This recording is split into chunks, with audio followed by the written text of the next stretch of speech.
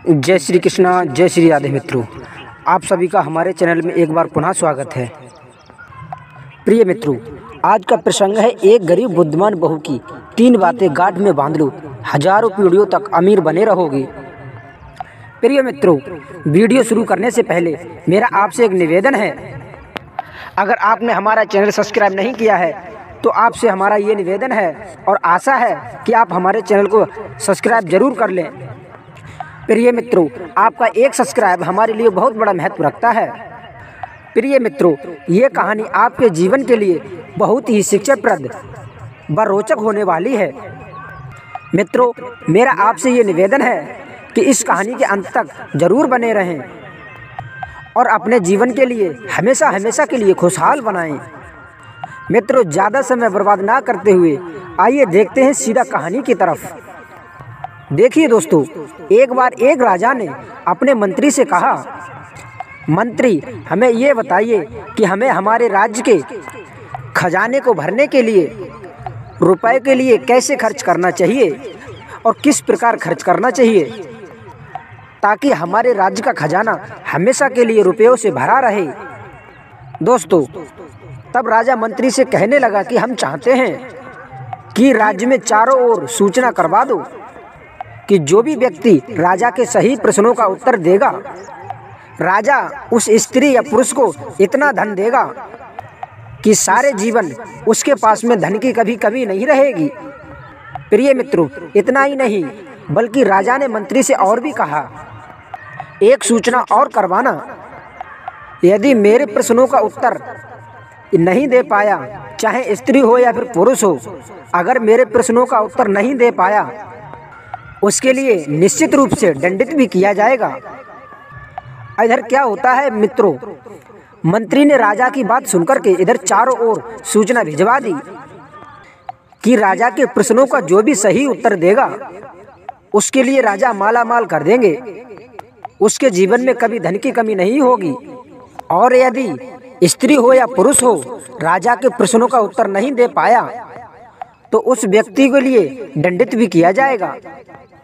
प्रिय मित्रों, यह सूचना पाकर के राज्य के लोगों ने यह विचार किया, यदि कहीं राजा के प्रश्नों का सही उत्तर नहीं दे सके तो सबके लिए सजा भोगनी पड़ेगी। प्रिय मित्रों, राजा के इस भय के वजह से राजा के दरबार में राजा के प्रश्नों का उत्तर देने के लिए केवल एक गरीब बहू पहुंची। लेकिन मित्रों, ध्यान रखना, वो स्त्री गरीब भले ही थी, लेकिन मित्रों वह स्त्री बहुत ही ज्यादा बुद्धिमान थी। अब दोस्तों, राजा ने जब देखा कि मेरे प्रश्नों का उत्तर देने के लिए राज्य से केवल एक गरीब महिला आई हुई है, तो राजा जो था वह उस गरीब स्त्री से कहने लगा, तुम मेरी बात को ध्यान से सुनो, मैं तुम्हारे लिए 300 सोने के सिक्के देता हूँ और तुम्हारे लिए इन सभी सिक्कों को लिए इस प्रकार खर्च करना है कि 100 सिक्के मुझे इसी जीवन में वापस मिले और बचे बाकी के 100 सिक्के वो आपके लिए इस प्रकार से खर्च करना है कि ना वो 100 सिक्के मुझे इस दुनिया में मिले और ना ही मुझे वह 100 सिक्के दूसरी दुनिया में मिले। मित्रों, इधर क्या होता है कि अब तो वह स्त्री राजा से 300 सोने के सिक्के लेकर के और अपने घर वापस आ जाती है और फिर असमंजस की स्थिति में पड़ गई। अब तो मित्रों उस गरीब स्त्री की रातों की नींद हराम हो गई और फिर अपने मन में सोचने लगी कि अब मैं इन 300 सोने के सिक्कों को किस प्रकार से खर्च करूं जो कि मैं राजा के प्रश्नों का सही जवाब दे पाऊं, नहीं तो राजा मुझे निश्चित रूप से दंडित करेगा। प्रिय मित्रों, इधर वह स्त्री काफी विचार करने के बाद में उस स्त्री के लिए एक उपाय सूझा और वह स्त्री अपने घर से उठ करके एक थैले में 300 सोने के सिक्के को लेकर के एक शहर में घूमने लगी। प्रिय मित्रों, वह स्त्री शहर में आने के बाद में उस गरीब स्त्री की नज़र एक अमीर व्यापारी पर पड़ी जो कि अपने बेटे की शादी का जश्न मना रहा था। इधर क्या होता है मित्रों, उस गरीब स्त्री ने अपने झोले से 100 सोने के सिक्के निकाले और उस व्यापारी को दे दिए और कहा यह 100 सिक्के राजा की तरफ से आपकी बेटी की शादी में शुभकामनाओं के तौर पर राजा ने ये 100 सोने के सिक्के आपके लिए भेंट किए हैं। अब तो यह सुनकर के उस व्यापारी को बड़ा ही गर्व महसूस हुआ। वह अमीर सेठ सोचने लगा कि राजा ने इतना महंगा उपहार हमारे लिए भेजा है, और उस सेठ ने उस गरीब स्त्री के लिए बहुत ही ज़्यादा सम्मानित किया और कहने लगा कि तुम राजा का दिया हुआ उपहार हमारे तक पहुंचाने के लिए आई हो, इसलिए हम खुश होकर के तुम्हारे लिए रुपए से भरा हुआ एक थैला देते हैं। जाओ, इन रुपए से तुम अपने जीवन के लिए खुशहाल जीना। अब दोस्तों इधर क्या होता है कि वह स्त्री जो थी व्यापारी से रुपए से भरा हुआ बैग लेकर के वहाँ से चल देती है। तो फिर उसने आगे जाते पर क्या देखा कि रास्ते में सड़क के किनारे पर कुछ गरीब व्यक्ति पड़े हुए हैं, जिनके पास में पेट भरने के लिए रुपए नहीं हैं। अब इधर क्या होता है कि वह गरीब स्त्री ने थैले में से 100 सोने के सिक्के निकाले और सब गरीब व्यक्तियों के पास में जाकर के उनके लिए वह 100 सोने के सिक्के बांट दिए। अब दोस्तों वह गरीब स्त्री जो थी वह आगे के लिए निकलती है, तो वह क्या देखती है कि एक वेश्या एक स्थान पर नृत्य कर रही है। इधर क्या होता है दोस्तों, वह गरीब स्त्री उस वेश्या के पास में पहुंच जाती है और फिर अपने थैले से 100 सोने के सिक्के निकाल करके उस वेश्या के ऊपर न्यौछावर कर देती है।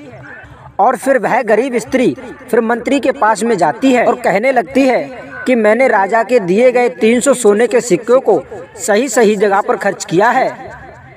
इधर दोस्तों जब अगले दिन सुबह के लिए जब राज दरबार लगता है, तो फिर वह गरीब स्त्री उस राज दरबार में पेश की जाती है। तो फिर राजा उस गरीब स्त्री से उसके द्वारा खर्च किए गए पैसों व उस सारी घटना के बारे में पूछते हैं और कहने लगा कि बताइए, तुमने मेरे द्वारा दिए गए 300 सोने के सिक्के किस प्रकार से खर्च किया है।